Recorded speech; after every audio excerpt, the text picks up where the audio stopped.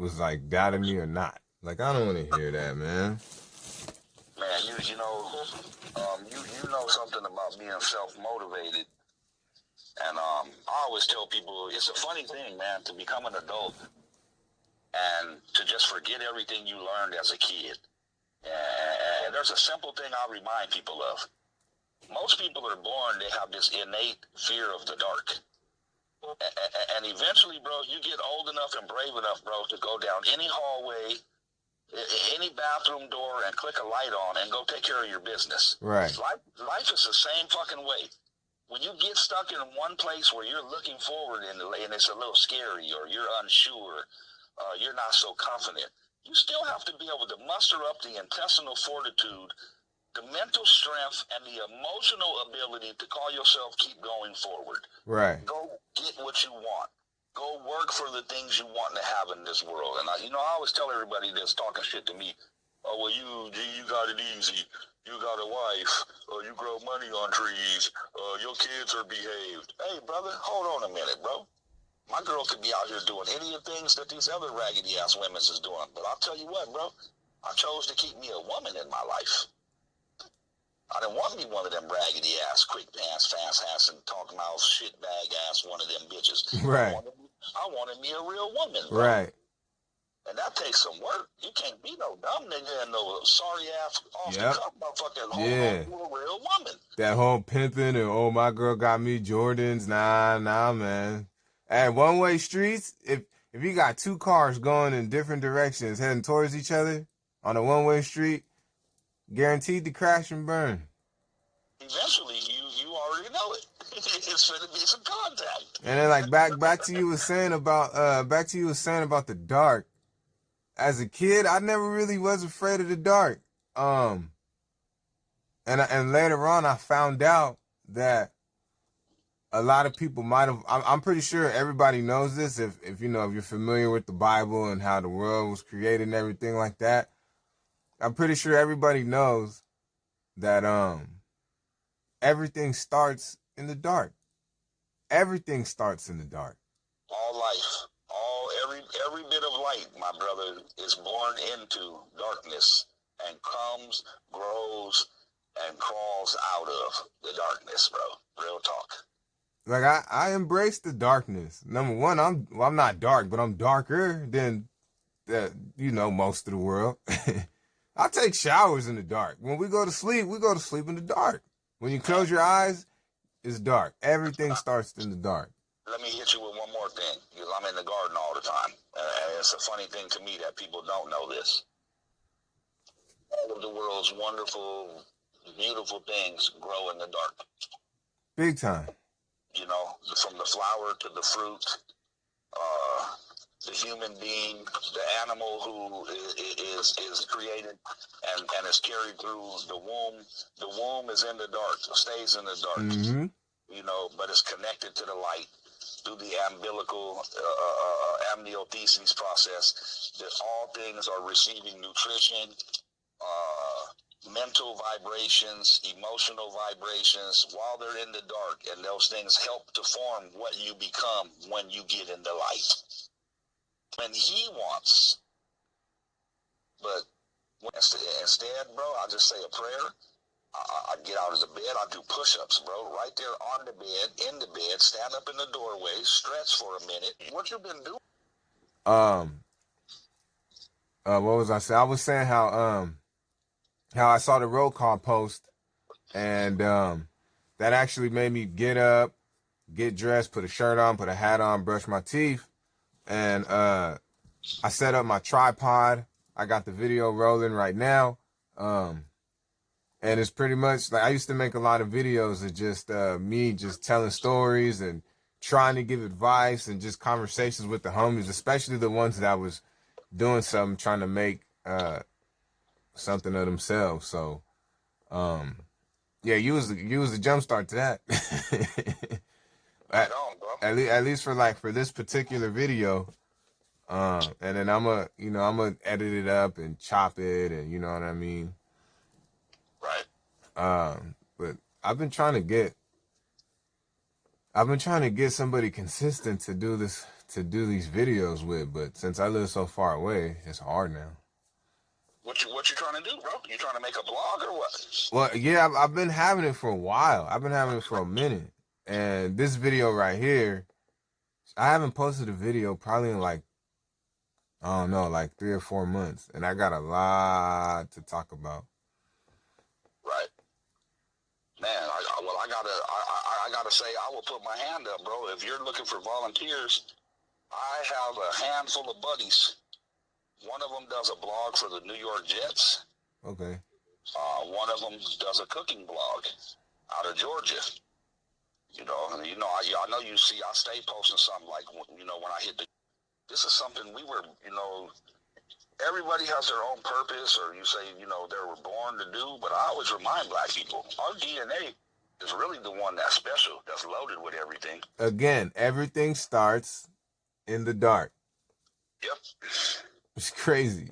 Yep. And, I personally take hold to the thought process of the Kemet, the Kemetic man, the original farmer, the true Egyptian, the ruler and the benefactor of the world's most incredible empire that the rest of the world still don't want to let us link with or give us credit for.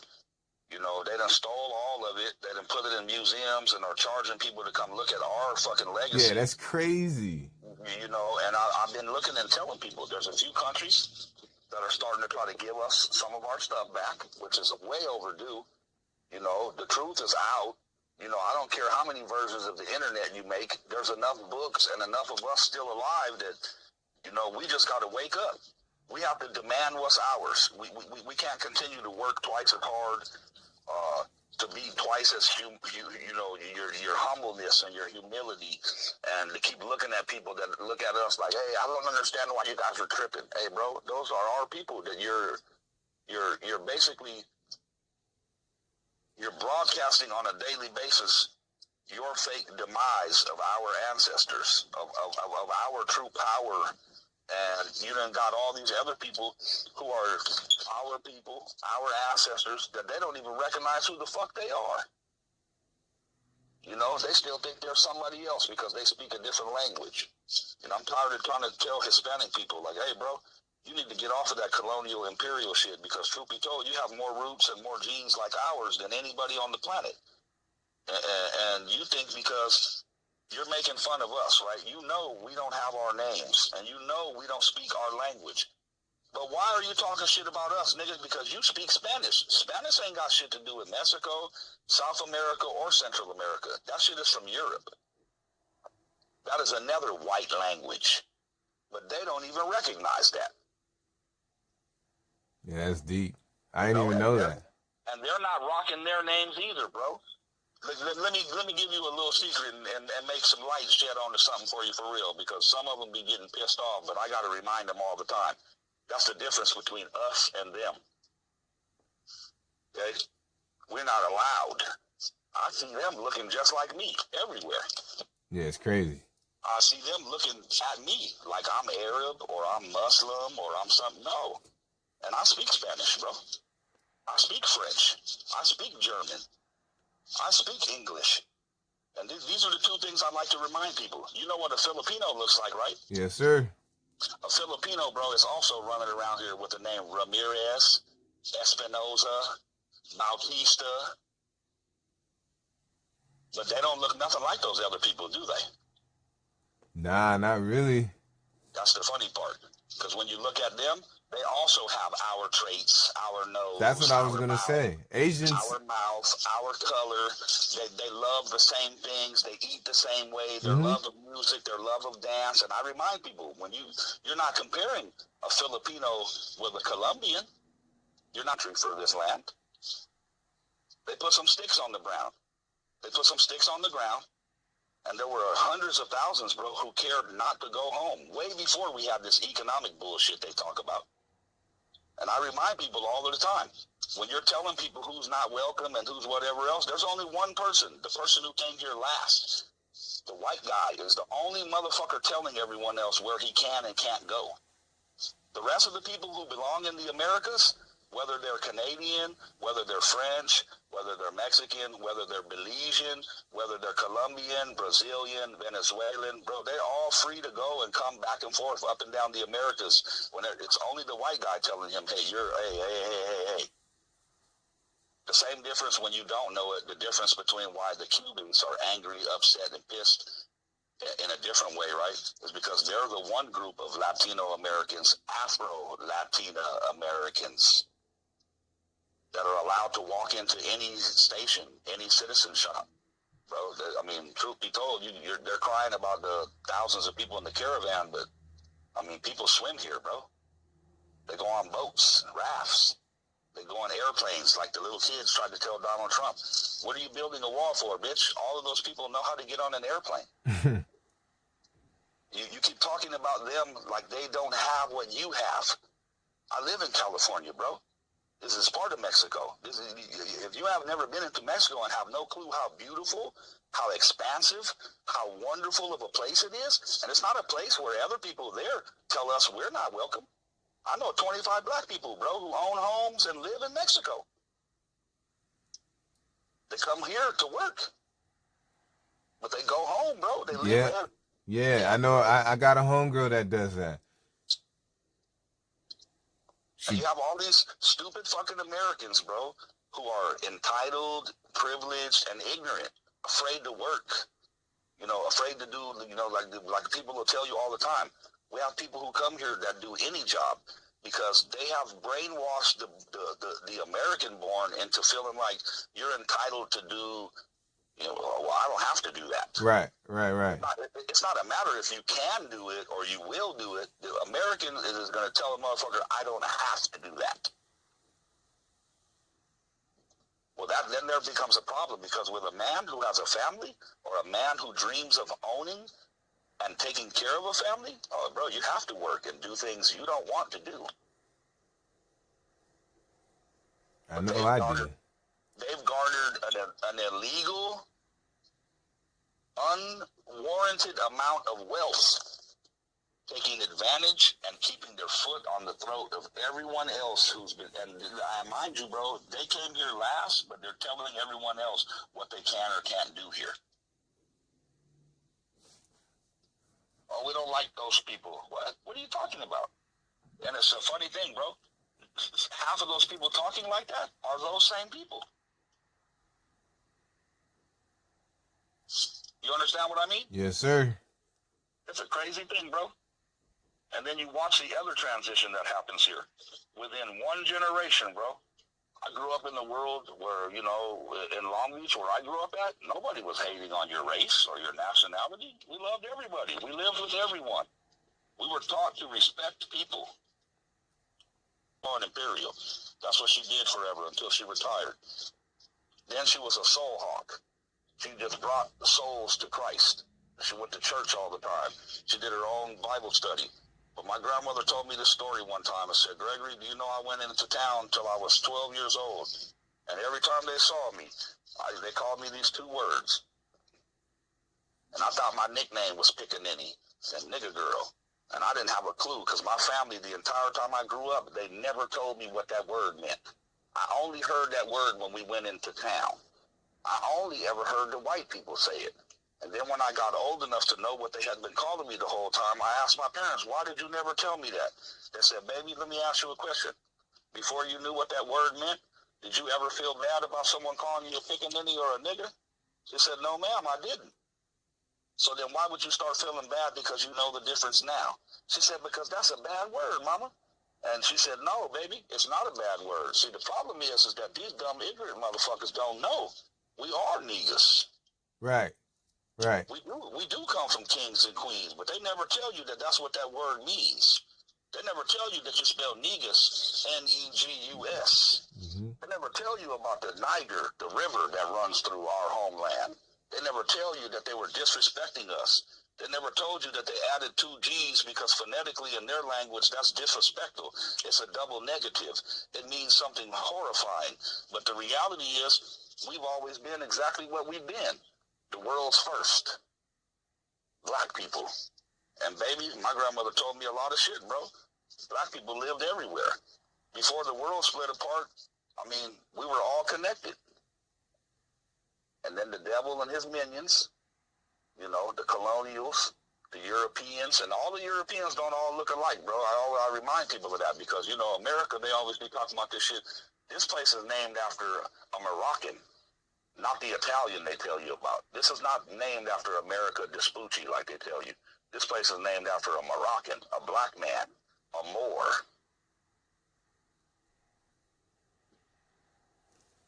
Even the word California. California is not Spanish. That's a native word, and it stands for us, the people of color, the Khalifas. That was our tribe here when the Europeans showed up. But they're never going to tell you that, because then they think that you understand and you know that this is our fucking land. This is the other people's land that was here before they got here. We lived here. They didn't find this motherfucker. I always laugh and tell people that, like, bro, you know they have paintings. They'll show you, nigga, that when they got here, this shit wasn't uninhabited. Yeah, I saw. There's this famous portrait, right, of Columbus. It's a portrait of Columbus. Yep. And there's black men on the ships, and there's one particular black man that actually looked like the captain. Come to find out, he was the captain. He was the guy in charge. He was the one with the red suit on. I know which picture you're referring to. When it's historically correct and made properly, those are Moorish sailors. They're Moroccans. Just like everyone thinks Cuz is from somewhere, but, you know, he wasn't a Spaniard. You know, Columbus, nigga, is Italian. But even that is misdirected, misguided, and a lie for everyone to believe. You know, the more they get you to believe the lies, the more they're able to bury the truth. The more they're able to keep you away from knowing exactly what you really are. Like I tell people, bro, I only been going out this 1 year of my life talking to the universe, and I done tapped into a brand new power that belongs to us. I kept telling people, if the Bible was as correct as what you think, then there would be a GPS location for some things, but there isn't. There's words and titles. There's places and times. And even Megiddo is a place in code. You know, the place of Armageddon, where all the world's final armies are going to gather. You know, there's a schedule being made, and they're following it. And I keep reminding people, even the simple thing like saying the name Jesus, the shit, that's wrong. That's not his name. There was no letter J until the year 1524, bro. So why are we calling him this name that these other people made up when the name is not even real? Why do you tell people you believe in the 10 Commandments of the Bible when you can clearly see that Moses picked 10 of what you call the 42 admonishments of Egypt? They're old, ancient black ritual. They were things that Africans accepted everywhere. It didn't have nothing to do with Europeans or religion or none of that. It was the way we lived. You know, the same way they tell people about indentured servants. Africans are the only place on the planet that indentured people. And indentured wasn't captured, beaten, and shit on. You could still hold office, you still had a job, you worked, you could have a family, and you were not treated like a slave, like the American European version of slavery. You know, when I remind people that don't know the truth, white people were the first people brought here in chains, the Irish. The black people that were enchained, that you think you see on these things all the time, shit, those were the people that they rounded up here. They didn't bring actual black slaves here for a long time, bro. That's one of the dirty secrets people don't know. They operated 40, 50 years of slavery with white people. They were enslaving their own. Then they got the idea to buy other people from the Atlantic slave and the Arab trade and all that other shit, but they didn't have that going on like they tell you. That's all a lie. I always remind people of that. Nigga, we're in the year 2021. What 200 niggas do you know finna go quietly and peacefully? It's crazy. And there's only 10 of them armed. You know how long it took them to reload a gun back then? I couldn't imagine. But You know, niggas don't even think about that. Hell no, you wasn't capturing us by the thousands and by the millions, nigga, because you could only shoot a gun one time.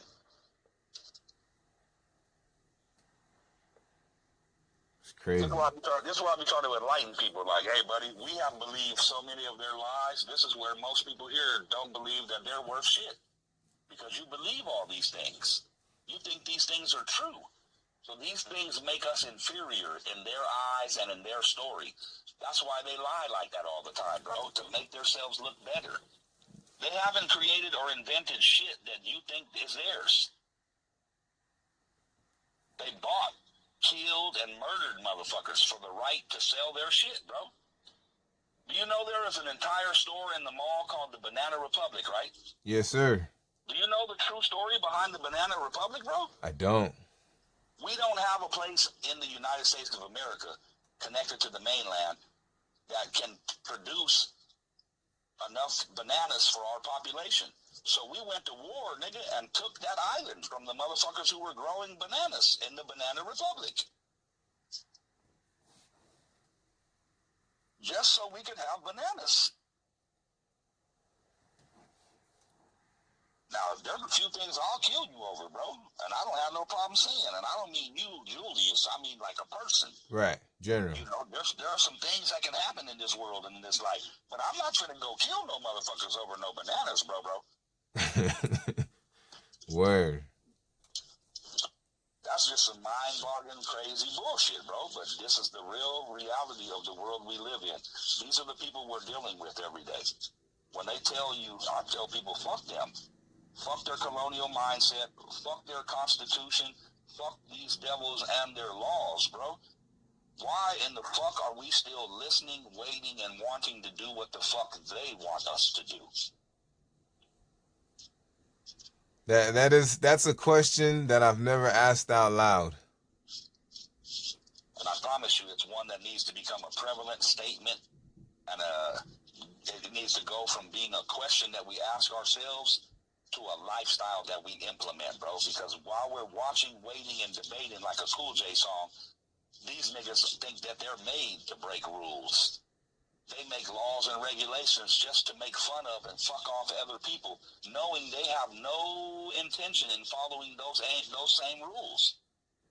Yeah, that's something that I noticed. I tell people right now, when you are not as smart as they want you to be, shit, I can prove 99.9% of everything I tell or talk to niggas about. I'm not a shit starter. I'm not a shit talker. I'm a realist. I'm a history major.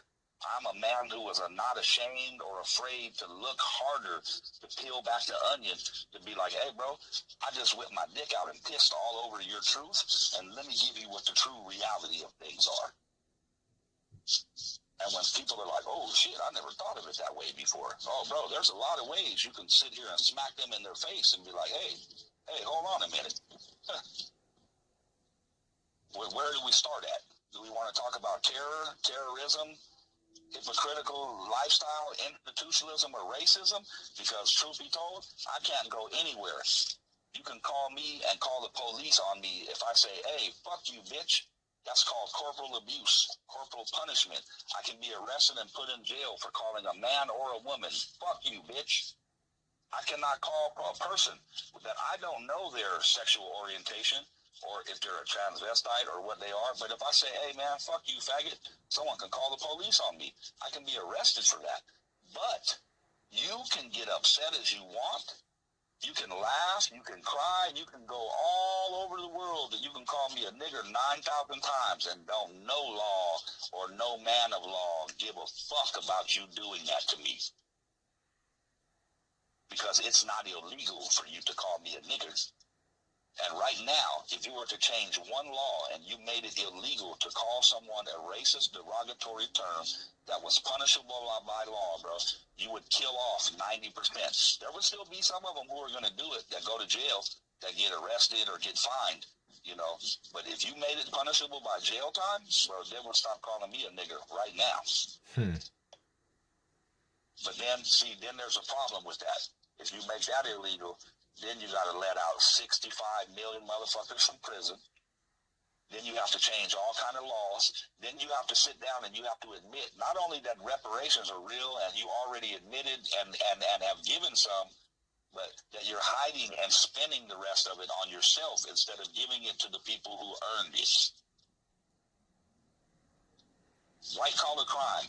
The term comes from one incident and one incident only, when the black-owned Bank of America was raided and robbed by the bank president and the CEO. They gave 200 of their friends between $10,000 and $40,000, which back when they did it, that was close to worth being almost $1 million. Okay. Then they hired and brought in Frederick Douglass, brought him in. He invested $10,000 into a bank that already had all of its money stolen. And no one knew that the bank owner took it upon his white ass cheeks to give all of his friends all the money that was stored in his bank for free.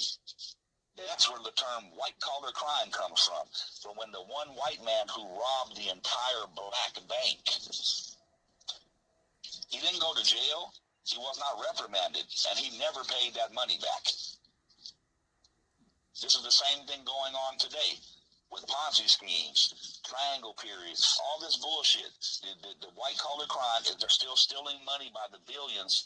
Someone goes to jail now, but they never give that money back. Once the money's gone, it's gone. They put it in the Cayman Islands. They hide it in, foreign governments. They invest the money in places where you're never going to find it, and the money is gone. But they're still doing the same thing they started doing to us.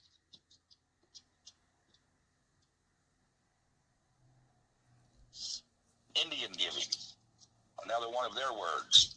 Indian giving is to give someone something and then turn around and ask them for it back. Well, first of all, none of these people here are Indians. Those are other people in Asia. Those are a different kind of black people.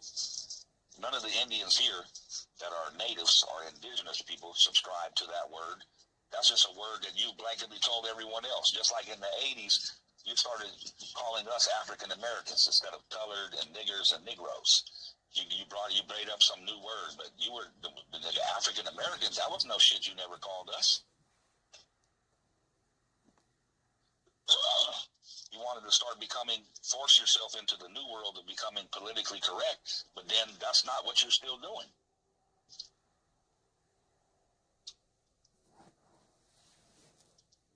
You're still teaching the world to treat us like second-class citizens. You're still telling other men that are Asian and come from other places that it's okay to treat us like dogs. Well, that's not okay with me because they like to eat dogs. It's crazy. But if you don't never sit around and sit and talk with it and, have a history person sit and tell you all of these different things that are right here for us to look up and find, all you have to really do is just become a reader. You want to know what's wrong with our country? I mean, you have to go ahead on and you have to believe some of these adages that these crackers have put together, bro. You want to hide something from a black American? There's only one place you hide things from us. The damn library. In the motherfucking library, bro. In the books. And when other people don't want to believe it, I'm going to be honest and tell you that just because we don't understand what they mean by saying that doesn't make it true. Doesn't make it not even more true or even more real. Because exactly what I just said is exactly what they've been doing for over 150 plus years. Because they've been hiding the truth from you in plain sight inside of books at the library. They tell you that their forefathers are nothing but racist piece of shit motherfuckers. They're not men. They're more like demons. That's what this forefather group, the constitutional fathers, bro. They're not real men. They are demons.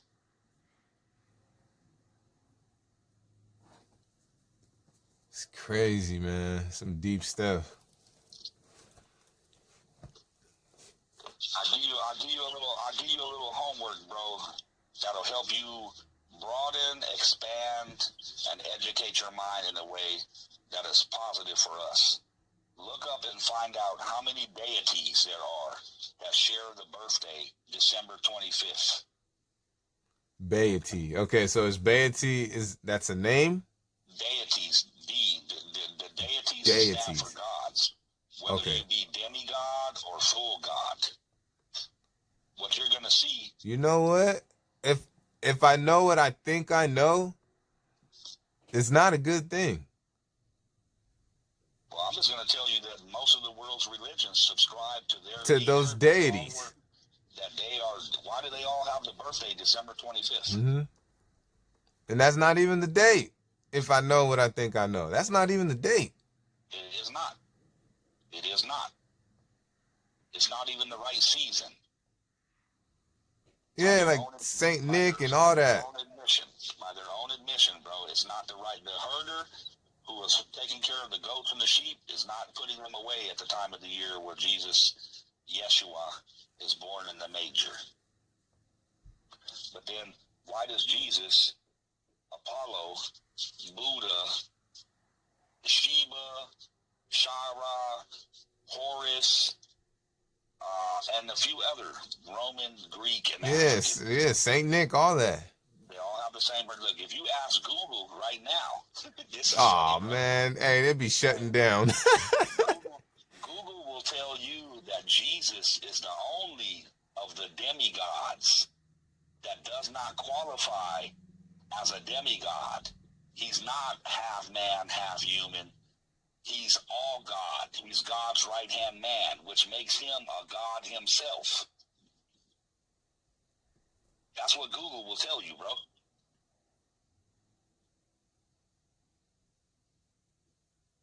Now, if God created Yeshua and bore him through Mary, and Mary is a woman, I mean, where are they getting this shit where he's not half God, half human?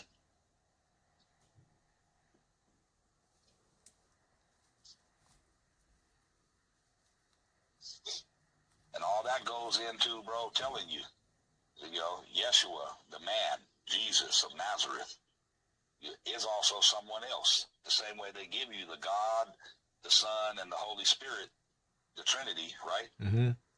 Okay? He does sit at the right hand of the throne if you believe in him and what he stands for. But at the right hand of the throne, we know someone else. He has a different name. He's an archangel. Is he one and the same of what Jesus is? Or is he the archangel Michael? Because according to what book you read tells you the name of God's right-hand man.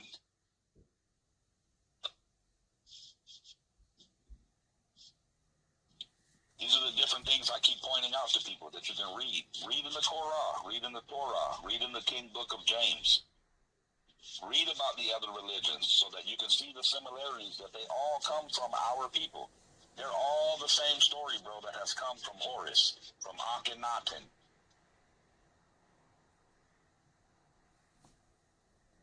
They're all depictions of the Egyptian mystery system and the Egyptian gods.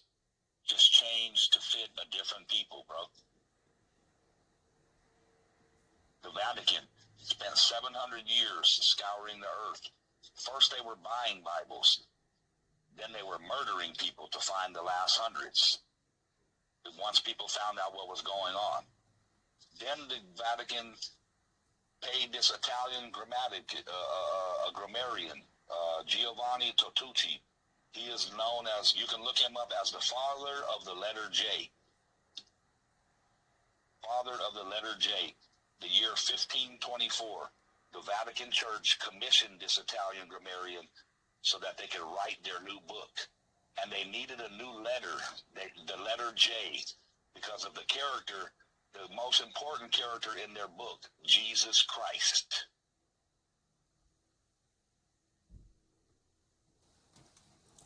But men are so fucking dumb, they don't even take the time to look and find out. What I'm telling you is 100% true, bro. This is not made up. This is not Greg smoking good weed. This is Greg in a sober mind. I just took a plant down. I've been in the garden all morning by myself, bro, in nature, in commune, meditating. Before we got on the phone, bro, I wasn't doing nothing but listening to music and meditating with the universe in my own mind. I feel 100% comfortable sharing with a brother like yourself. Appreciate it. Notice when I talked to you before, I mentioned to you that the God, the Creator, kept you alive for a reason. You know, we're born with a God in our own mind, bro. And then they begin replacing your God with their God from the moment you can understand. There's a reason why in English, the rest of the world writes from right to left. The Asians, the Muslims, the Africans, some of them still write the ancient way from the bottom right corner to the left, all the way up to the top of the page. But we're doing things, even when we talk, backwards. English is grammatically backwards from all the rest of the languages in the world. We're taught an alphabet so that we can talk, listen, read. But then when we do something with the pen or a pencil, we're doing something completely different that you never understand. Yeah, I heard about that. Your spelling. The same thing you do with your mouth. And I always tell people, just to listen to these two things right now, and then I'm going to go back to the spelling. There's two people we can look at, and you have to take your hat off and look and say, damn, hold on, there's something wrong with this picture. When they hung a nigga from a tree, why did hundreds of white people come to watch that?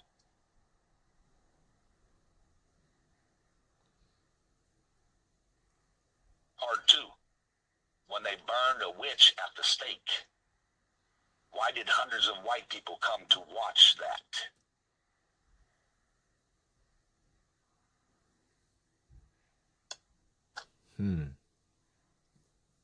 Now, you in your own mind right now, friend, draw a correlation between the color of the first person I said and the sex of the second person I said.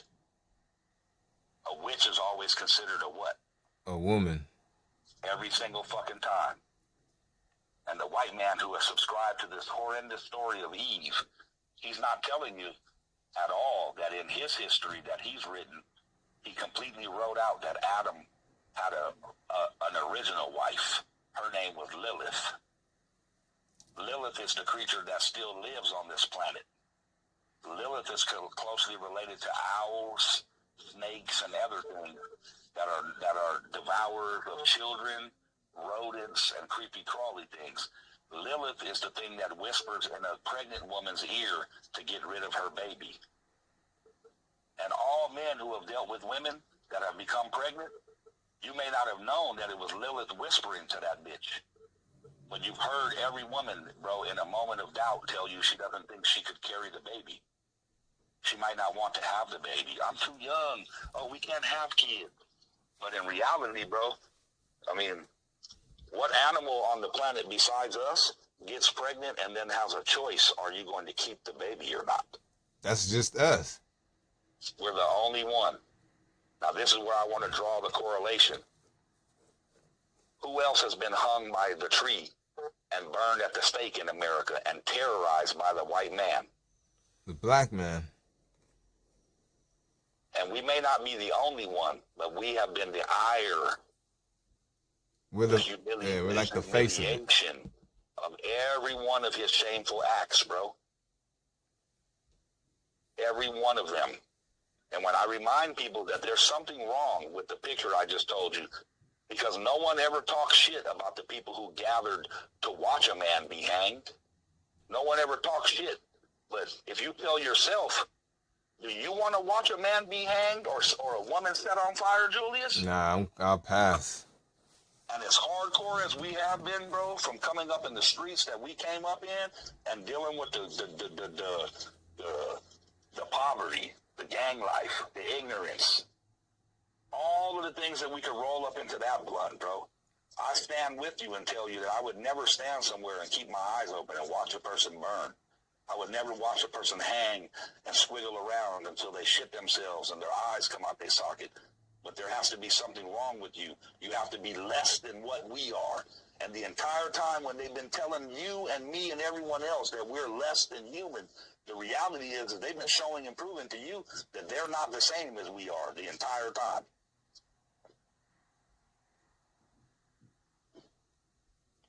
Now, what are we going back to? The spelling. Why do all of the European nations, Australia is not European, but it's inhabited the same way America. It has aboriginals and native people that are black, that have no power. They're in control of nothing. They are forced to live off the land that the white motherfuckers didn't take, that they knew that once they killed so many, but couldn't kill them all, they had to call themselves, make concessions. But them same Australians, bro, they speak English just like the Scottish, just like the Irish, just like the Welsh, just like the British, just like an American.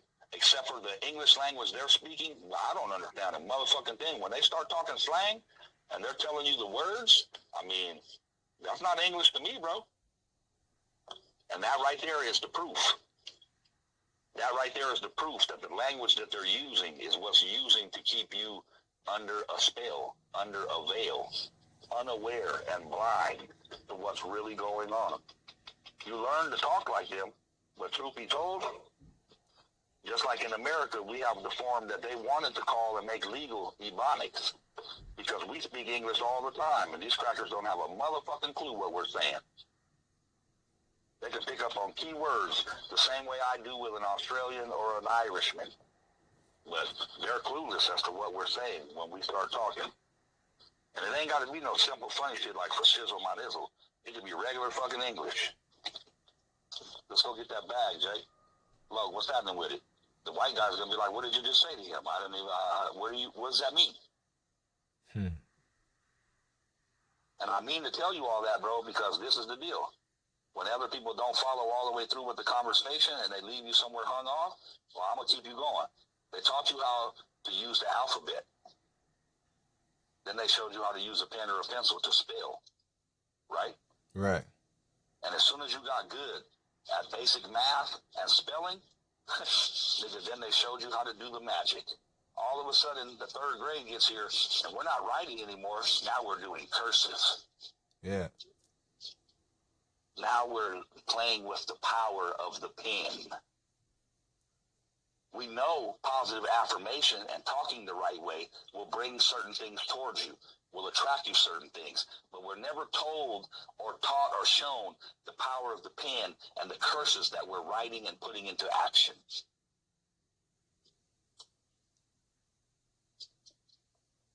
Now think about the most important thing you do when it comes to cursive writing. What's the most important thing you do that you have developed your own style every time you do it? Let me see. I can't even. Just think simple, my brother. It's not complicated. What is the one thing you do in cursive every time you write something? If I'm thinking simple, the first thing you got to do is pick the pen up, put the pen to the paper. What phrase do you write in cursive more than any other phrase since you learned how to do it? My name. Your name, your signature, your motherfucking bond. You're attaching your name to the power of what you're writing every time you do it. That's why the signature is legal and law binding, bro. You can tell a man whatever you want, don't mean shit. Hey, hold on, I'm gonna get with you in a minute. When you don't give a fuck about your word, you can tell a man anything you want to. You can blow smoke up his ass. You can bullshit him, right? Right. But as soon as you put that goddamn name down in cursive, those words above the name, they all become legally binding. And you've never been made aware of that. You know when you put your... And that's what they consider normal or their reality. And think about this, bro. What is your signature required for, JC? Oh, it's required for a lot of things. It's required for anything that you're responsible for. Anything and everything, bro. I remind people, look what when we're kids, right? We ain't signing no birth certificate, are we? No, we're not. We sure the fuck ain't, bro. And it is not until we're old enough to understand the concept somewhat, but we fully don't know what we're doing until we sign our John Hancock on a Social Security card. The two documents that make us a piece of property. America owns nothing anymore, bro. They have already sold all the land. They have sold every bit of gold that they could ever get their hands on. They're still raping Africa. Like when people don't understand how our phone, the screen, the mineral that they're mining, they don't even know what it is. They don't know that they're killing black people every day for us to have a phone in our hand. The same way there's a blood diamond, there's people getting killed every day, bro, for you to put fish on your table, certain foods on your table, certain clothes on your back, because they still have you under the veil and under the guise of this language where you don't understand.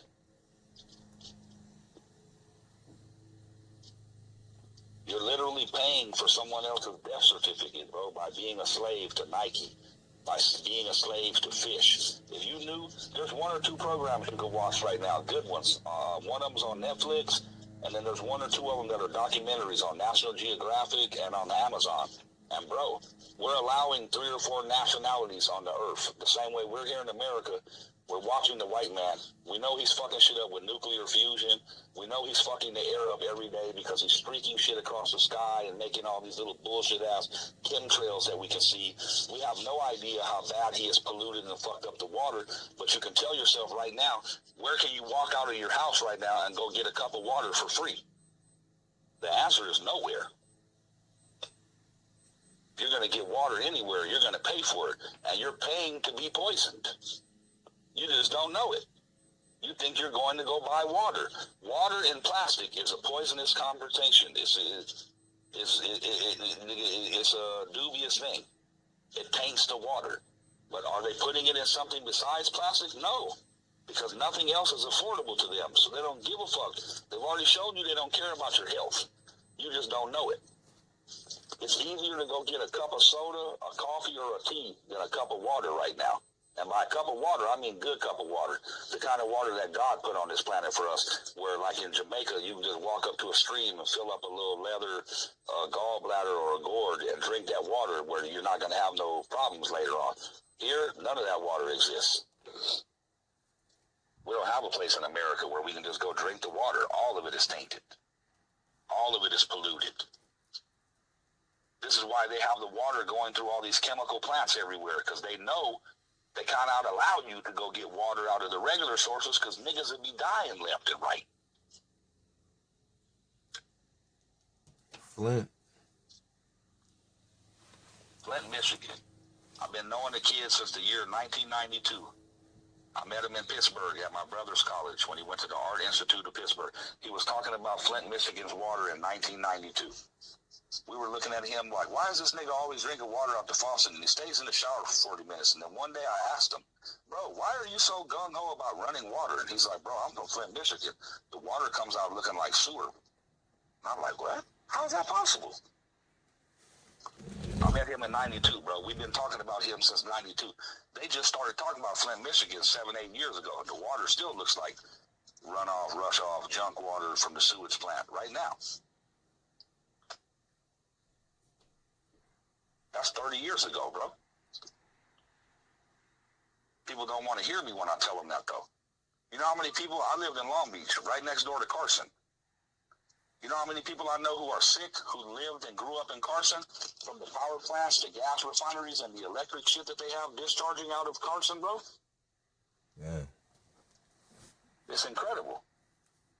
And all they do, bro, is make their money for 10, 20, 30 years. They make billions, and then then they take you to court. They have you in court longer than everyone who's going to be alive who's sick from this shit. And then they never end up paying anyone the money that you owe. That's what the COVID is right now when people don't understand it. COVID is 100% depopulation control. It's killing old people and it's killing people of color. It's sterilizing these women too. And people don't understand that. I'm not going to get that shot. I'm not taking it. I'm not. I told all my jobs, nope. I done told my daughters, look here, I will resort to killing other motherfuckers and taking what they have before I allow you to go get a COVID shot. We're not killing our gene pool in this generation right here, right now. Ours is going to live on. Yeah, I'm not taking it. And a lot of these people, bro, they're just not going to know what happened to them for 5, 10 years. But you can see it already. Look at everyone. The people who got corona, they already have 2 or 3 other things wrong with them. Right. So how do you think the shot that people keep telling themselves, you lined up to go get a shot from the same people who got you sick, those are the same people who are going to save you? Nah, we're not that retarded. And I keep pointing out to people, those were licensed doctors, nurses, practitioners, and medical assistants, bro. All of them that worked in the Tuskegee experiment. They're not taking it either. I'm tired of telling people that. They're not taking that shot. I've seen enough footage and read enough, small articles to know that the ones that are administering this vaccine, it's not even a vaccine, but they're not taking it themselves. Yep. Dr. Fauci himself said it might not work. Well, not in these exact words, but it might not work all the time. Like, what? First of all, none of this shit has even been approved by the FDA. That's the shit I'm laughing at. People don't understand. They're using the law of the Emergency Use Act. That's not federally fucking drug administration approved. That's why I keep telling people, but you better wait until they have more evidence to tell you exactly how bad they're going to fuck people up before you choose to let them fuck you up. You can be a dummy if you want to. If you've been surviving this whole time while the corona was cracking, why would you go get some corona inside of you? Are you fucking kidding me? If it ain't broke, don't fix it. Man, fuck all that, bitch. You ain't finna scare me into all. You should go get this shot so you don't end up with a ventilator. Fuck you and that ventilator. I'm gonna keep doing the same shit I've been doing the last year and a half. I am straight. Smoking good weed, keeping to myself, fucking with the fam bam. And a lot of family that showed me some shit too. My niggas ain't called me, check on me. I'm the oldest. And, I've been looking out for everybody the whole 47 years. So I ain't heard from nigga 3 or 4 of my brothers and sisters, 5 or 6 of the cousins that, needed money, needed a place to stay. Oh, can you help me out? Well, the niggas ain't even called me to be like, bro, how are you doing with the corona? Is everything okay? How's your wife and her heart condition? How's the kids? And this shit is telling, and I'm not one of them weird, selfish niggas. I reach out, I leave messages, I just ain't holler, I ain't heard nobody holler back at me. Where niggas is like they too busy, they too preoccupied, and those are all signals, where you like, okay, shit. Last thing I want to hear though, nigga, don't call me when shit goes bad or you need something, because I'm gonna be honest with you and tell you, you didn't give a fuck how I was doing the last year and a half.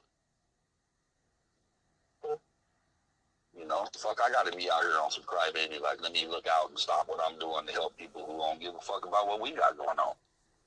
Yeah, man, it's back to that two-way street thing. Man. I try to tell people you should never allow anyone to be an anchor on your life. And I'm a huge energy guy. Yeah. If they can't, I'm gonna say this first. Never expect anybody to return the same energy that you give out. But if they can't do it and they show you that they can't do it time and time again, it's time to let that anchor go. Yep. You should never allow somebody else to bring you down. That's true, bro. Because the emotion of how or what's going on that you feel, you should always be able to just disassociate yourself and not attach yourself to that feeling. Especially like the cycle, like a guy like. Sorry about that, bro. It's all good. My screen is blacked out. I dropped my phone in the restroom about a week ago, and it comes off and on. While I'm on the phone, the screen goes black, so I can't answer another call, check messages, or none of that. My daughter might have just asked me what was for lunch already. I don't know. I've been on the phone with you for a cold minute. I know my screen. Yeah, I'm looking at the recording right now. We at a little over an hour. Okay. This is gonna be some good content, and I'm gonna keep this in too, if it's okay with you, because I got a lot of editing to do. I want to post it. He said, I want to post it. I want to post it. Love you too. Are you done with your schoolwork or what? Okay. All right. Don't worry, I'm out here. I got it. All right. Love you too. Don't forget my tea, baby. maybe my little black jar too. Thank you. Man, JC, I got a whole white 5-gallon pot in front of me right now, bro. I'm gonna send you a picture when we get off the phone. All right. While I've been talking to you, I have defoiled and took down one of these. I think this is a Blissful Wizard. I moved the tag out of my way when I first started or whatever, but I'm taking down a Girl Scout today, a Blissful Wizard, and a peyote. That came out really good. All right. I'm gonna have some fresh little things. I don't know. Okay, 2 things I had called you about too. You know, besides just good tidings and good conversation, I wanted to let you know personally. I'm throwing together these gift boxes for 420. Okay. Okay, I got about 5 flavors here with me. I have 2 carts. I'm gonna have 3 different edibles. It'll be our own stuff, our own butter, our own oil, our own hash. We'll be doing Fruity Pebble, Cocoa Pebble, and regular crispy treats. We're gonna be doing at least 2 or 3 kind of cookies, and then we're gonna do ours. If you ever heard Zach brag about me and my wife's edibles, we ran a company for about 6 years called Grammy's Edible Delights. We were famous for something called a magic bar. A magic bar. All right. A magic bar. It was our top seller. It was, people were like, what the fuck is this, G? And I'm like, bro, this is some things.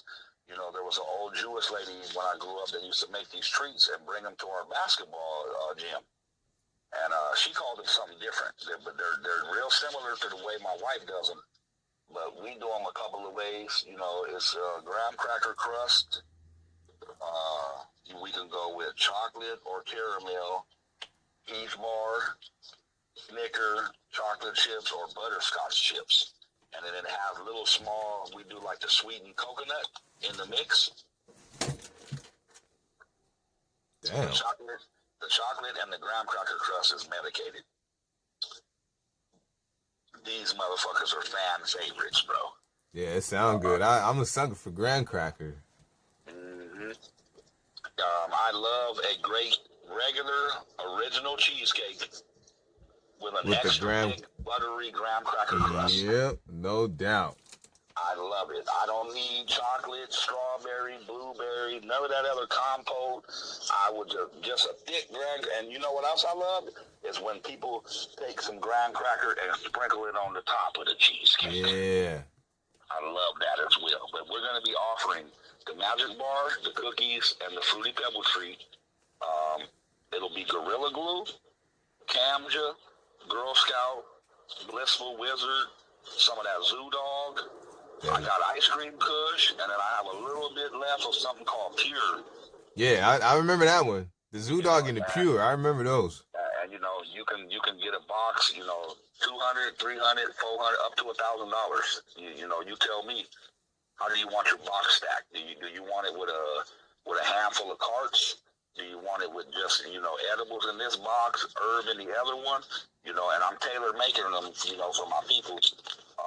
I'm going to extend the same thing for you. The Costco, we deal with the executive vice president of Costco's shipping. She broke her arm. You might have seen my post. Me and my daughter rolled up like 111 joints for her, bro. Oh, shit. Well, you could ship it? Or is that's just what she worked for? I mean, she works. She, the person I'm talking about. Right. She broke her arm. Right. Her right arm. And she called me and was like, "Yo, I need something great to smoke, but I cannot use a lighter or a smoke piece at the same time." I'm like, "Why? What's going on?" She's like, "I broke my arm. I had an accident." I said, "What?" "Oh, well, look here." Now, this lady calls me and she spends $350, $325 on an ounce of whatever is my best. And we've been dealing with her for 10 years. And I told her straight up, "Hey, for you tell me what you want. And I will personally, me and somebody else, you want blunts? You want joints? Do you want the raw papers? What do you want?" And she said, "Greg, if you would be willing, I will buy 2 of your best ounces.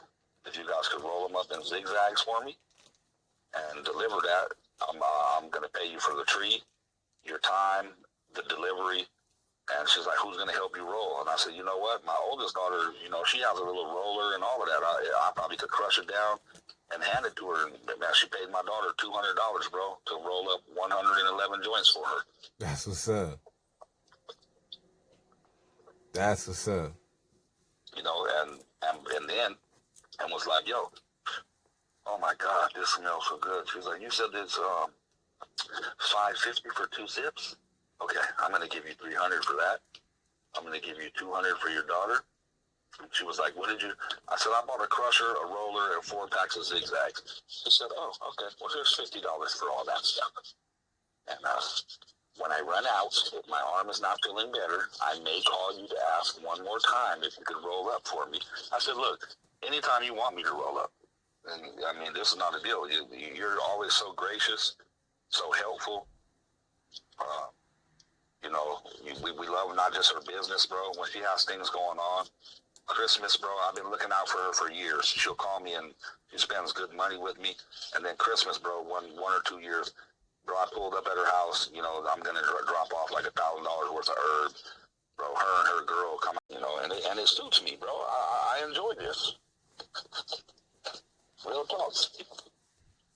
If I could be fishing, you know, coaching, you know, those are other things. Those are fun things. Those are hobbies. This to me, this is my life. This is not work, though. I've been out here the whole time I've been on the phone with you, bro, working, taking the plant down, trimming the plant down, smoking a little weed, you know, having a conversation with a solid brother. Yeah, it's dope, man. It never gets old either. It does not, bro. I can get tired some days, but I go to bed at night and get some rest and wake up ready tomorrow. I'm looking at this jar I got right now, and it's going down. It is going down. Cause since I ain't working, I ain't got no choice. This gotta go. I'm at $100 ounces right now. Ugh. Okay. And it's, you know, so far so good. But I gotta find out when the next time I always have a day off. I gotta find out when my girl has a day off. Maybe we could take a little trip down there. I still want to come see you one. You know what? The other thing I didn't mention to you, my buddy got some of them things done, and we've been calling around trying to figure out where I can get some shirts and shit done. I keep thinking about you, but I already know you on the sidelines for a minute. Yeah, I tried to make some shirts for one of my boys, and I ended up having to teach him how to do it because I couldn't do it. You know, my boy Joel, who did the artwork, he tells me he knows how to do the t-shirt presses and all of that. I've never actually done it myself, 100%. I've been in the shop. I've seen him do some things. You know, I have an idea, but I don't know exactly what equipment you got and how you doing that. Otherwise, I would have been called you and said, look, bro, give me a day we can come over. You know, what do we got to bring? Is it ink cartridges? Is it whoopie whims? And how do we go about doing it? Because, man, hey, I got some good shit I want to show you. See, the way I do it, there's no ink involved. I think tonight we're gonna have the full color. You know, I have black and white done right now, but we're gonna get, you know, full color tonight on 2 or 3 logos. That also, all right, I'm gonna tell you, I ain't telling nobody else, and I would appreciate it, my brother.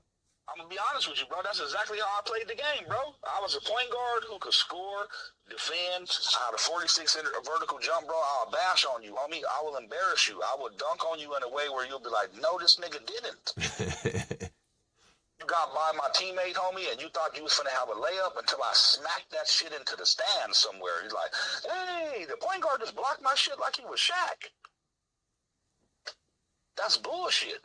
And the whole time, I didn't give a fuck about scoring 20, but I was going to get mine. Right. I'm finna get this dub. But at the same time, I'm finna get 12, 13 assists. You feel me? I'm finna get some rebounds. I'm not no nigga who just averaged 1 steal, nigga. I'm a real thief, nigga. I'm finna get 4 steals. 1 of them, 2 of them, you didn't even see coming. The same way it's supposed to be. Give me that, nigga. That's mine. I'm out of here. I'm out here picking niggas like boogers. Nigga, give me that shit. I'm out of this mother. motherfucker. What's happening? Get the fuck out of here. And I might fuck around and take that steal, homie, on a breakaway dunk, nigga, and how you feel in a certain kind of way. Like, oh, shit, nigga, he stole that and bashed the fuck out of it. Oh, I see. This nigga got, oh, this is fucked up. Yeah, homie, I brought the real game. I could shake and break you. Somebody's going to come and help me, which means one person's open. Yep. You better hope you don't go to the rim, nigga, because I don't give a fuck who you are. You're not going to stop me from getting the ball to him. It's a lob right there. Man, and I like to follow the play, you know what I'm saying, the give and go. My teammates all know that. If he stopped and stood there when I passed you the ball, he didn't see me take off. Oh, man, we got problems. I might be the motherfucker catching the lob, bro. Damn, I miss playing. Man, I haven't played ball, man. Oh, bro. Dancing, playing basketball, playing some volleyball, and then just straight the fuck out running. I love to run, jump, you know, fight. Boxing. My father was a professional boxer, homie. I am an athlete. When I tell a motherfucker, look, bro, oh yeah, some of them niggas will tell you I'm a baller, but you know, I was a baller. I'm a hooper extraordinaire. I could play any court, anytime. Pros, no pros. Nigga, if you niggas ain't got no game, I'm finna look like Jordan out here. And then I could go play football, baseball. I could swim like a motherfucker, bro. I run, nigga, like a cheetah. Jump. I'm fast as a motherfucker. I ran a 4.26 40, homie. Damn.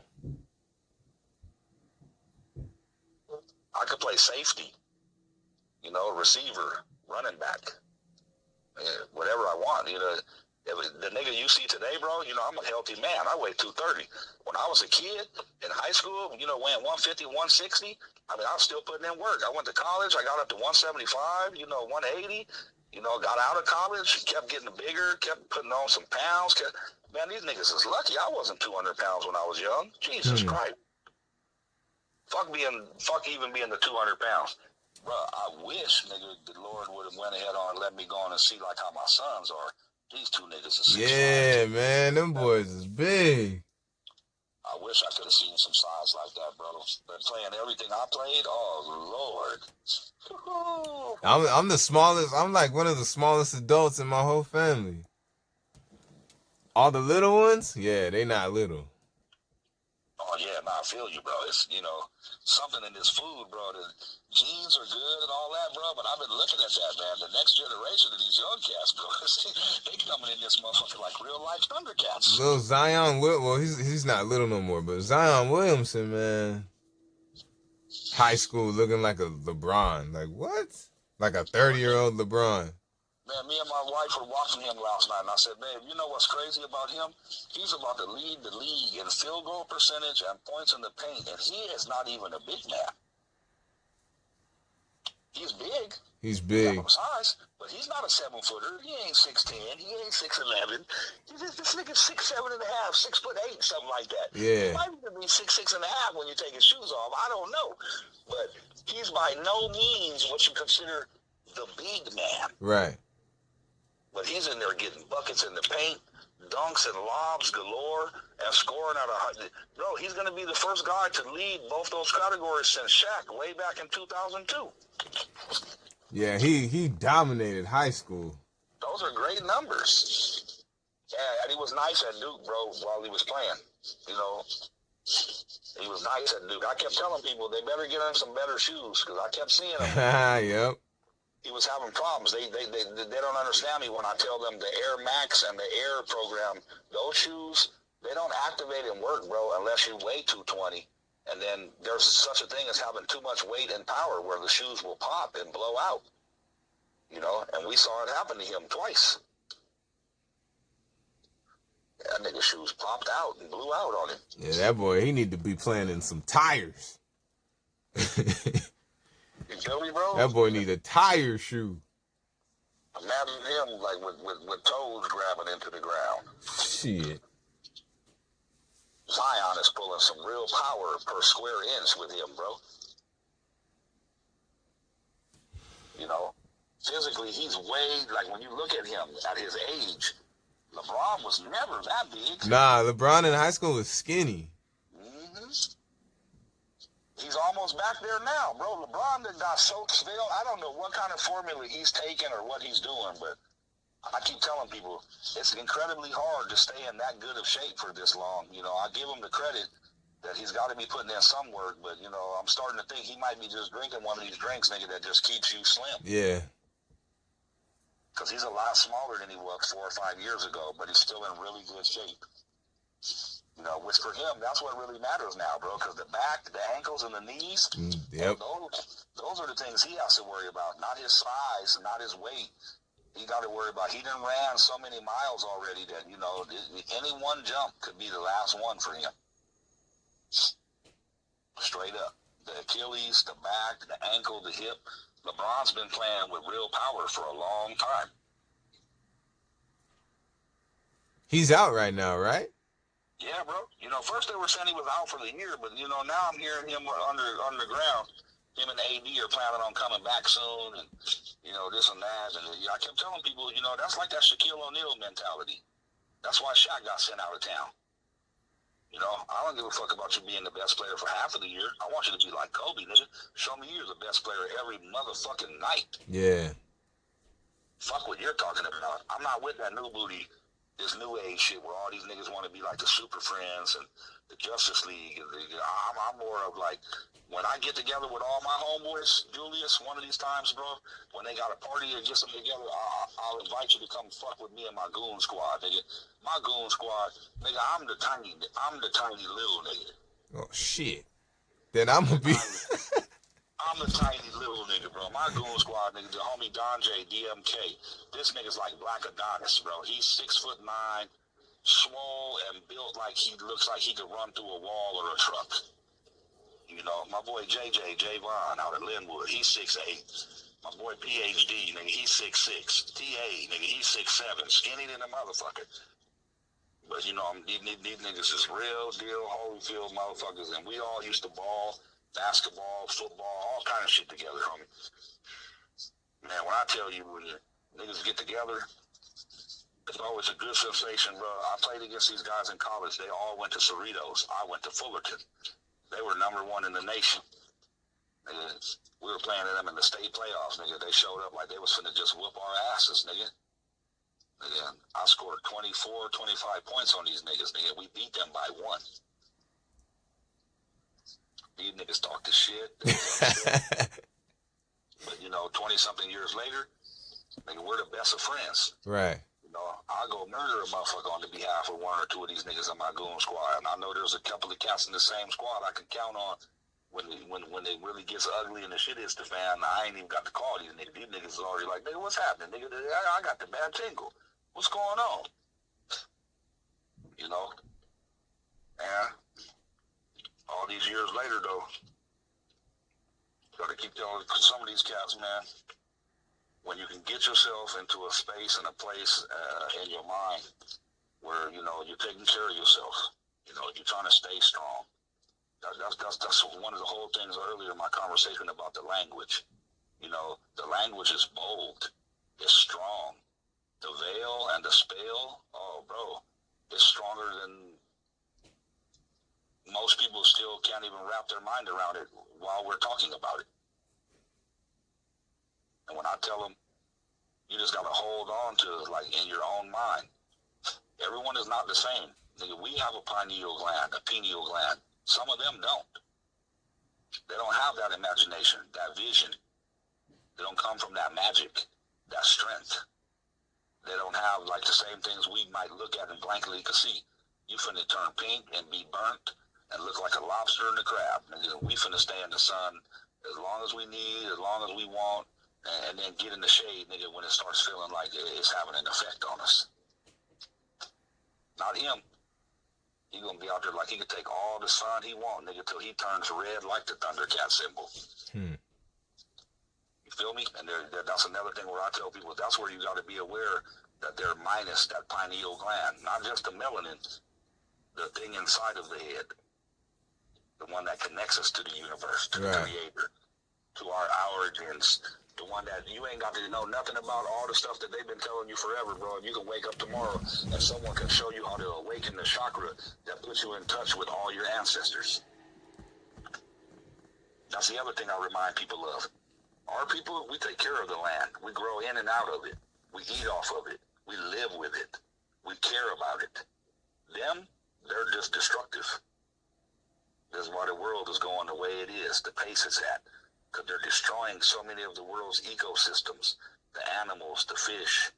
They're bottling up the water like it belongs to them. Like God didn't put water here for the rest of us to have freely. They're putting water in bottles. They're damming it up. They're moving rivers and streams, bro. And I keep reminding people, look at what the white man and the Asian are doing, bro. They're growing fish in cages in the ocean. They weren't meant to be raised like that. They got to go home. Fish don't spawn and have babies, bro, unless you do some scientific project like people. And I've been reminding people of that when they don't know why the world is also so fucked up. They've been making test tube babies for a long time. So there's a lot of people that live in this world, nigga, that are soulless. I ain't talking about that they're atheists and don't believe in a God. Shit, God didn't make them. They were made in a fucking lab. Where'd you go get the soul to put inside of a person that was made in a test tube? Right. So this is why he don't give a fuck about damming up the water, not letting the fish go home. Because he don't give a fuck about life. He don't give a fuck about air, breathing. And I remind people, that's written in the Bible too, when you don't understand what you're battling against. You know, the prince of darkness is battling principalities. He is also the prince of the air. He knows how valuable the water is because life everywhere on this planet depends on the water like we depend on our blood. And when the rest of us ain't been talking about it or been told by people properly, you ain't paying attention. He done found out a way to taint your blood. He's already actively poisoning your blood. And I always tell people too that ain't figured out, you know, dialysis, blood pressure, that's a business. It's not a condition. They've been feeding people so your blood pressure gets out of whack, so they can take your blood out of your body every day. It's like a monster movie, nigga. Yeah, Niggas don't even think of it. Niggas don't even talk about it like that. You got millions of people going every day, nigga, to take the blood out of their body, nigga, like a vampire or some shit, cuz, and then they're putting new blood back in you. They cleaned it. They took something out. They're doing something, bro. But nobody's talking about it in that way because it's just a medical profession. It's a medical procedure. It's something we have to do. Bullshit. It's a practice, they like to call it. If you ate better, you wouldn't be doing dialysis. Man, I was just at the doctor. I had an orthopedic appointment or whatever. Mm-hmm. The physician that took my blood pressure tripped out. He said he has not seen blood pressure so low. I wish I knew I have to look at the paperwork to tell you what it was. But he said, I have not seen blood pressure this low. Like, you're healthy. He's like, are you breathing? I was like, yeah. He's like, that's really impressive. I have not seen blood pressure that low before. And Did you go in there super relaxed and chill? Yeah, I was kicking it. I just went in there like it's just another day. You know what's funny?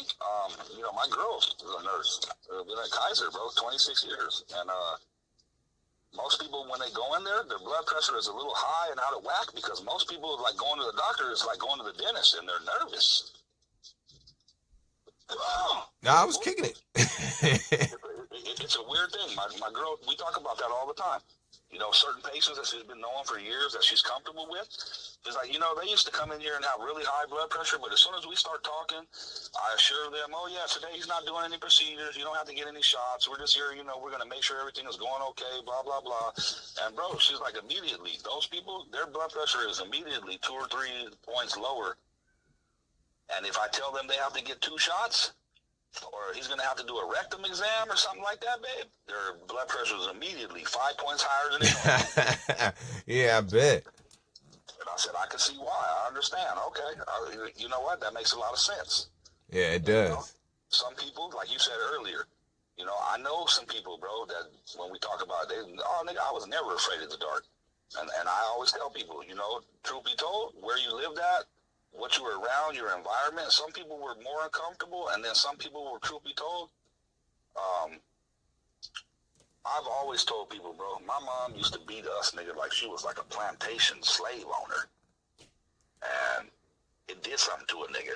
I'm not ticklish. My wife be trying to tickle me all the time, walk up on me from behind, grab my foot, and I just look at her like, what are you doing right now? It sucks you're not. I said, my mom beat that out of me. I'm not ticklish. And also, I'm able, nigga, like I have a wallet, that I don't use. I can pick it out of my pocket, put it on the table. I can do the very same thing with pain. Most times, most any pain. Is to put it out of my mind and set it next to me. And it's because of how a nigga used to get abused, beat, pow, but fucked up on me. Like, I thought the nigga was going to kill a nigga a few times. Like, what the fuck is going on here? And yesterday you said you loved the nigga. Right. You act like you don't care about me the way you beat me.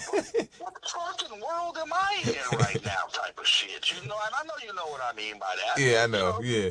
We came up a little different. We were in a different era. We the whole family could end up whipping your ass over the wrong infraction. Yeah. And that's just because that's what they was taught when they was younger. Exactly, bro. And the world has just become a different place. But, I tell people that, your mentality, what do you know and not know is wrong with you? Because sometimes some of the things that are wrong with some of our partners, the grown people we deal with, is all still stemming from some traumatic shit in their childhood and their youth. Mm-hmm. And they never have recovered. They never have acknowledged properly or in the right way. Yeah, they're unconscious to it. They don't even realize it. Yes, bro. And until someone can help you with that or bring that out, and you can converse about it. Some people need medication. Some people just need the talking type of therapy. Some people are not aware of where does this anger or this disillusionment, this disenfranchisement, where does this fear? Bro, every time this happens, and then you start, you become educated. You learn triggers. You understand that it's not a person, it's an instance. It could be a place, it could be a tone. A lot of things are triggers, and they put you back in this frame of mind. And me, I'm well versed in the shit. I tell people, I understand what are my triggers. I understand what's going on. I understand the situations from my youth and dealing with my parents, different than the environmental issues. The city of Long Beach, the black on brown, that people would force and put you in there where you were like, hey, I don't have no problem with them people. Why you always trying to put that on me? I fuck with them every day. What are you talking about, bro? You're not going to tell me I can't talk to them people. Fuck you, bro. What are you talking about? Yeah. There's a lot of things, being institutionalized. If I could tell you being honest with you, bro, I mean, you would never know it. No one kid, I've been locked up 5-6 times. I just never have been to the pen. I never have done stunts. I've been locked up for 6 months at the longest. Wayside, Theo Lacey, the farm, Southwest Detention Center, LA County Twin Towers, Linwood Station, Long Beach PD. And what I could tell you is anytime and every time you can allow yourself to become institutionalized, and you can allow some people don't admit, the fear. I went to jail in the county jail one time wearing blue and white Jordans on my feet, and nigga did 21 days in Wayside. Nigga might have had 6 or 7 fights. Nigga, I never lost my Jordans. I never asked no other nigga to keep my Jordans, and I always kept myself in the position of a man who knew. Look, hey, nigga, I'm out of Long Beach. I grew up on the Crip card. I know the code. I'm with this right here. They tell you can't fuck with these heads, that niggas. This ain't the streets. Niggas not having conversations with nobody from no other clique, no other cut. Nigga, we in here with these niggas. Period. And when I tell niggas keeping your shoes, keeping your teeth, keeping your sanity, keeping your manhood, keeping your word, and growing a set of balls, nigga. I done been around. I done been through a lot, but there ain't shit in this world, nigga, that changes you in the manner of, nigga, the first time they click-clack them bars in the real way, and you done went through processing, you done went through here, they done gave you a shower, they done gave you a jumpsuit, you done got you a fish kit, nigga, you ain't going home tonight, ain't no chance of bail, they still trying to put together the charges, they figure out what was what, what's going on, and then whenever niggas get to hollering out, hey, what's up with it, cuz? Nigga, who's out over there on Denver Road, just closed on 16, cuz? What's happening with you? That look like the homie Loke, nigga, the schoolboy from Long Beach. Is that you, G? Man, what's up with it, cuz? Who that hollering at me like that? Nigga, just put me on blast here, cuz. I just touched down in this bitch for the first time. Oh, what's up, cuz? You already know, nigga. They put you in here in the Long Beach fan, homie. It's your homie Chucky Chuck, cuz, from the Dub. Nigga, what's up with you, cuz? You already know how to shout you out, cuz. You in here with real niggas, homie. What's up with it? Niggas know what's up with it, and you know, and bro, and nigga, I could tell you that, nigga, for the rest of my life, verbatim, homie. Because the first time a nigga went into Twin Towers and came out, a nigga was going to chow, and the nigga was like, cuz, I know this nigga ain't got no Jordans on his feet, cuz. Nigga from East Coast Script, nigga. Yeah, cuz, I'm gonna see them, nigga, after lunch right there. Those, they fading back, nigga, to my little, nigga, what? Okay. Nigga, and everybody's looking at a nigga like, cuz, what's up with this school? Yeah. What's up, cuz? You gonna let that nigga, hey, cuz, I ain't gotta say shit on me. You niggas already know what time it is. Feel me? These niggas, it ain't like these is our J's, cuz. This is mine. Yeah. My motherfucking J's, cuz. On the west, homie. Hey, I be trying to stay away from that type of bullshit, but I ain't gonna lie, I love that shit. Oh, you think that's what? All right, come here, man. All right, it looks like I'll be seeing you real soon. You feel me? You feel me? In the hallway. You know how many times I laughed in jail? Like, this nigga, he just don't know. He about to find out though. Real quick, homie. Real quick. And I'm one of them cats too, look, nigga, like we've been on the phone, I can talk, nigga, but you know, once you done already made me aware of what time it is. Oh yeah, let's get busy. Let's do it. It ain't for nothing. It ain't for nothing for me to tell you or do nothing, homie. I'm fit to show you real quick, nigga. These J's right here are mine. Real shit. I'm laughing at you because the way where your mind is at is funny to me. You know, that's why I tell people why it changes you. These are part of the institutional things of why it changes you. You start to see real predatory behaviors. Mm-hmm. And when another man, you know, I done been in there before, homie. Nigga, me and my boy, nigga got took from Lakewood to the county, and we get processed, and we hit these bunks. And it's a funny nigga, they got sheets. And I'm looking, I'm like, where the hell is this at? Nigga, them look like some weenies over there, homies, like some punks. And a nigga started hollering out my homie's his card, and I'm like looking at his thing, and I'm like, bro, that's your numbers on your bracelet, bro. That's your numbers. And the homie got up, nigga, walked across the way. And like 7 or 8 punks, nigga, jumped up out this bunk. I was like, what you looking at like that? You think you finna do something to somebody? Man, nigga, I must have hopped up off that bunk, homie, and laid about 3 of these sissy motherfuckers the fuck on out, bro. Faster than the rest of them could run, and the homie was on top of the dude who was hollering out his numbers. You know, and within 10 minutes, hey, nigga came to the thing. Hey, nigga, y'all roll up, homie, whoop-de-whoop, whoop. Nigga, I'm like, shit, that's no problem, homie. I'm not, nigga, I've been here before. Nigga, this ain't my first time. Yeah. Ain't no sissy niggas finna be out here whooping off no shit off this nigga on his card, on his line, on his number, on his name, on his none of that type of shit, homie. So, you know, we end up, we next door, nigga, in the full crib module. Oh, what niggas got rolled up. Hey, cuz, niggas got to see us there with, homie. You can't roll up from nowhere and come up in here. I'm like, so what's happening there, cuz? Because I'm telling you right now, if you niggas is telling me that you wasn't okay with me whooping up on the 3 punk sissy niggas next door, well, nigga, hey, the first nigga who say he want to see about me and my hands and my skills and my acumen, nigga, what's up with it, cuz? Nigga, this is schoolboy, cuz. Westside, Long Beach, Gangster Crip, homie. 7 days, nigga, all day, every day, nigga, 365, homie. What's up with it?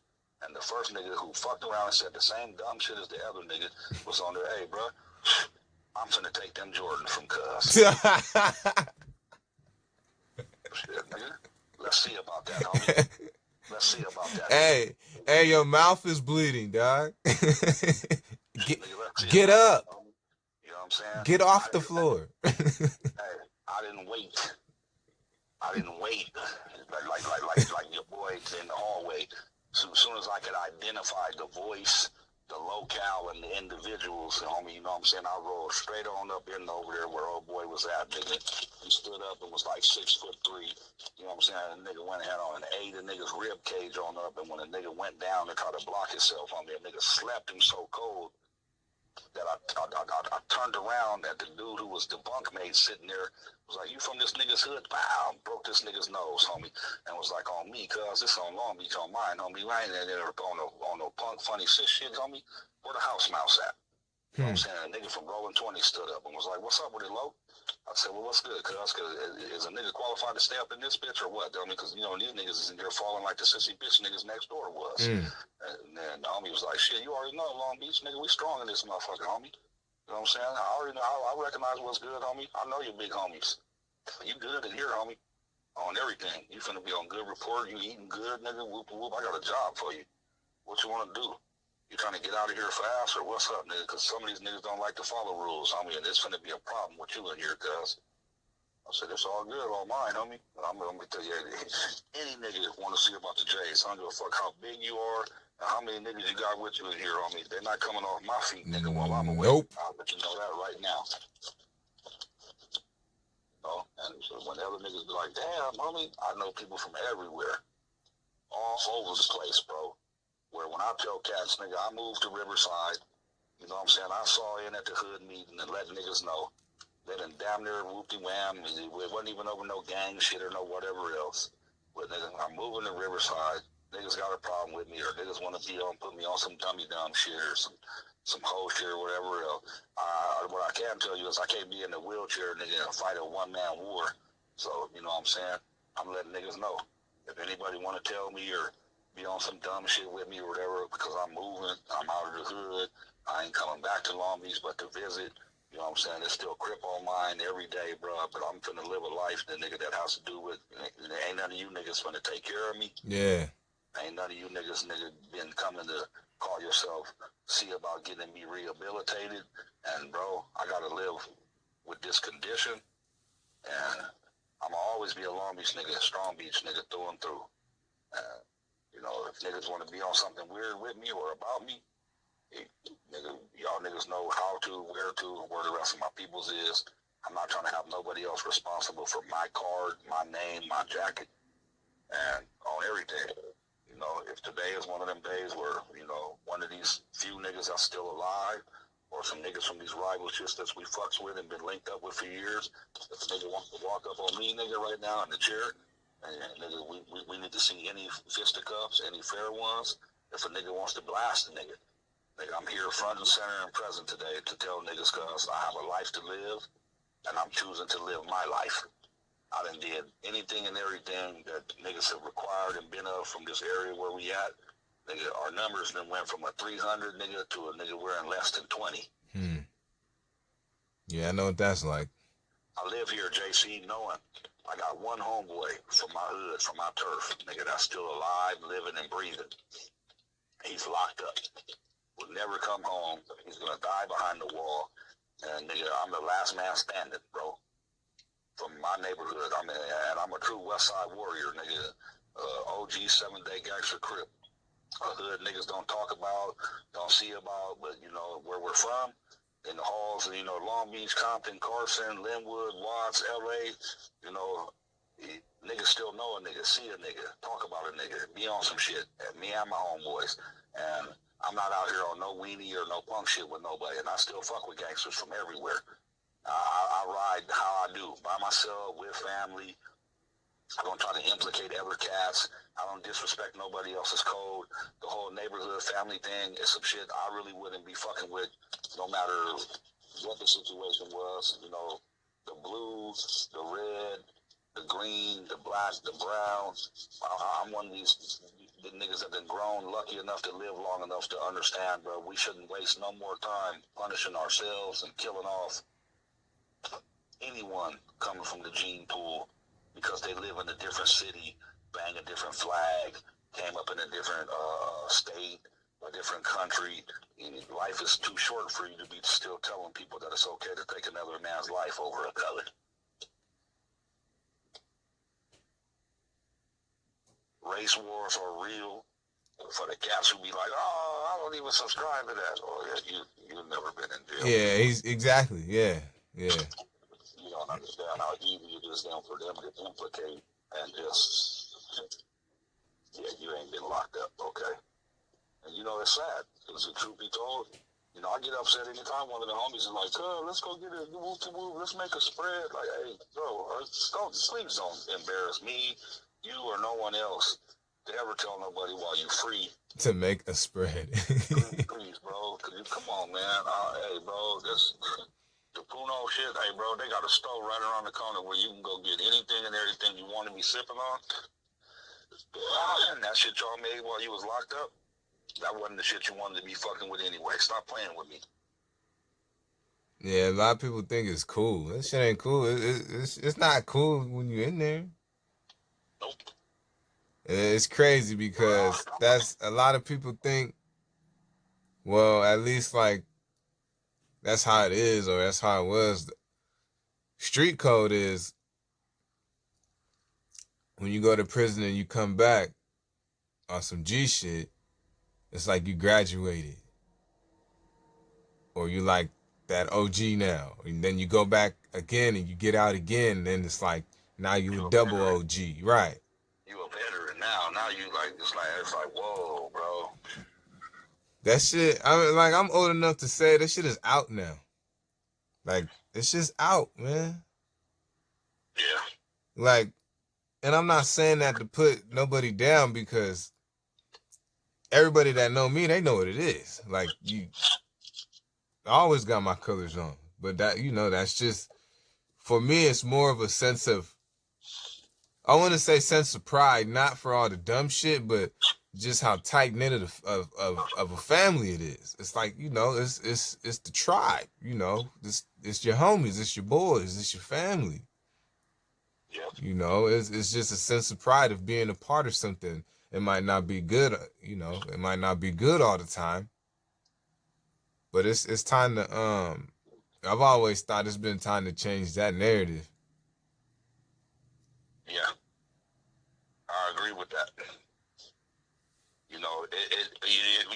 It's like everything else in life that in cycles, it serves its purpose for a time. And to understand, times are changing. We should too. We do need to have a healthier respect level. We do need to have more of the each one teach one and be moving and grooving these young people into a way different atmosphere than the one they had us stuck, cycled, and circled into. Yeah, it's time because nobody's getting any younger. Nope. And I would hate for somebody to waste their time on the little bit of, shit that anybody was into back in the day. Like, I met some of I met my girlfriend. She has a 13-year-old, and I met some of his closest friends for his birthday. And some of them little kids, man, they already with that action. They 13, 14, and they got older brothers, uncles, cousins that's out there active in the streets and this and that. So, they just emulating what they see. Yeah. And I kind of told her, I said, look, man, I'm gonna tell you what. It looks cool, it sounds cool, and it can be sometimes because you with your family, but it's not when it's all fun until you get in trouble. Now, I'm not gonna sit here and tell you don't do this and don't do that. Go do it so you can learn from it. Go do it so you can go ahead and get that experience out the way, and then you can decide whether you want to make your life about the streets or not. Right. Because I told him, I was like, I'm not gonna lie to you. Like, there's some stuff I've done that I'm not proud of. You know what I mean? I might have had to take something from someone, or I might have had to defend myself or go out and look for trouble just to, I might have had to take my respect, but it really isn't worth getting in trouble for. Just so you can prove that you harder than the next dude. It ain't worth it. But they're gonna have to pave their own roads. They're gonna have to create their own maps and make some of themselves. Right. But I told like from a real one, from a guy that's actually don't pay attention to the hat, don't pay attention to the tattoos. This is a grown man that's been through a little bit in life telling you, you know, that I got the cheat code right here for you. And it's up to you whether you're gonna listen or not.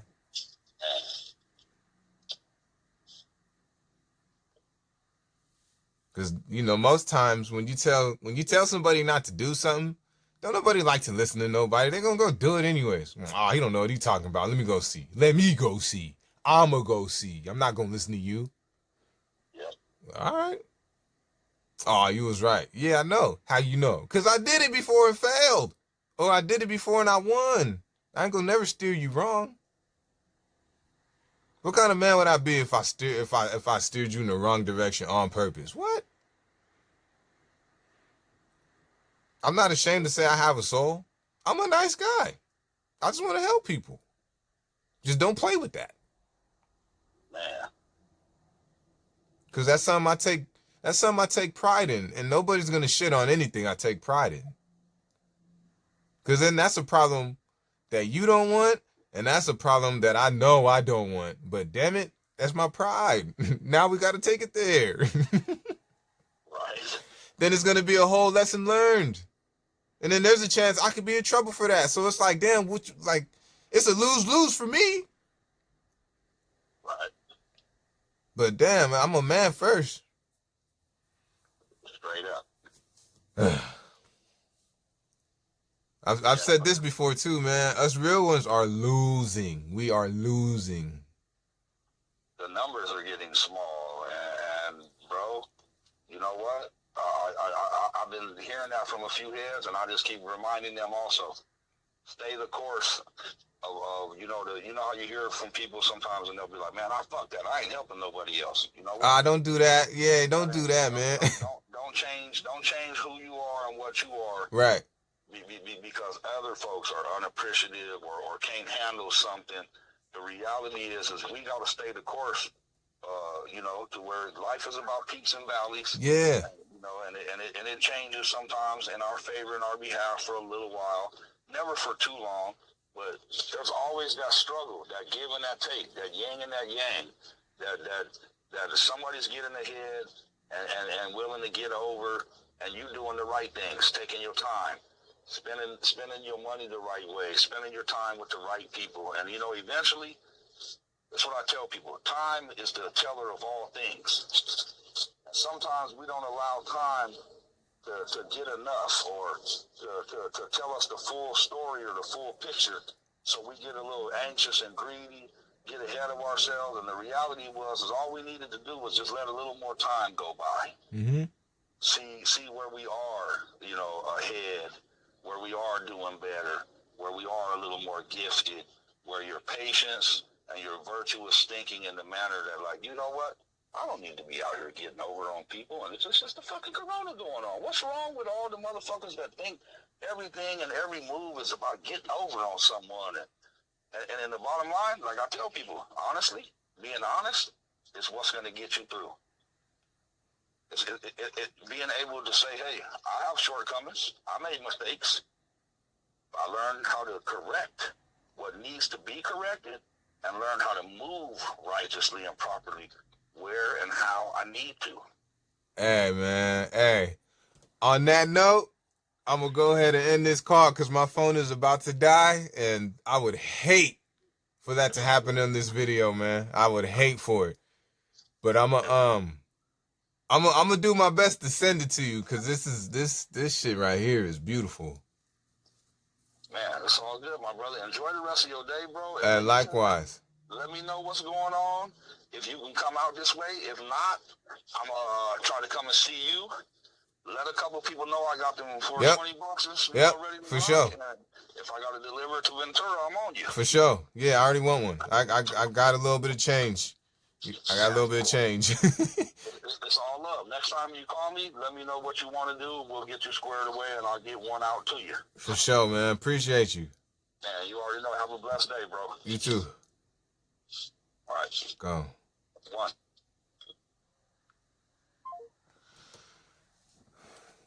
Highly respected in my book, man. highly respected. He's always been a good brother, man. He's always trying to look out for people, and that's one of the few that I can actually sit down and have a real conversation with. I just wish he was here so we can have this conversation face to face. Nothing but it's just genuine, man. It's just genuine. I appreciate that, brother. On that note, you know,